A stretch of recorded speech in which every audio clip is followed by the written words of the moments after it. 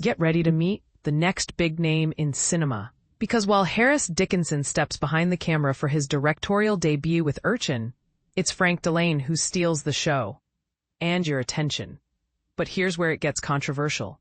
Dickinson avoids the pitfalls of many actor-turned-directors by steering clear of overly talky or theatrical dramas, opting instead for a raw, unflinching portrayal of life on the fringes. Yet is this simplicity truly groundbreaking? Or just a safer bet? Let's dive in. Dickinson, known for his roles in The King's Man, Baby Girl, and the upcoming Beatles biopic where he'll portray John Lennon, brings a similar, yet more grounded energy to Urchin than his debut as an actor in Beach Rats. While Beach Rats explored a dreamier, more introspective world, Urchin dives headfirst into the gritty realities of a young man trapped in a cycle of addiction and aimlessness.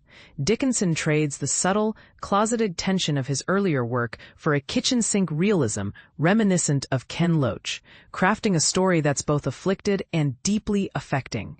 And this is the part most people miss. Despite his confident direction, it's Dillane's performance that elevates Urchin from a solid debut to a must-watch film. Dillane embodies Mike, a homeless and drug-addicted 20-something with a raw, squirming intensity. His every movement, whether panhandling, scuffling with acquaintances, including a memorable cameo by Dickinson himself, or dragging his makeshift sleeping bag from one alcove to another, feels uncomfortably authentic. Cinematographer José Deschaze, known for The Beast, captures Mike's struggles through a stationary, medium-shot lens, trapping him and us in a caged-in frame. This aesthetic choice mirrors the larger, uncaring social forces that ignore the cries of those on the margins. But here's the question.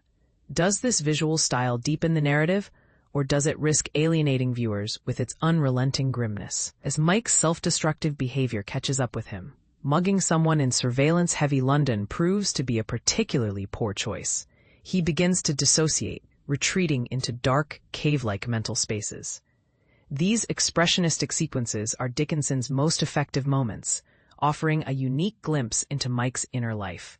In contrast, the film's more cliched elements, like dance sequences and night on the town montages, feel out of place. Is this a deliberate choice to highlight Mike's disjointed reality, or a misstep in an otherwise strong debut?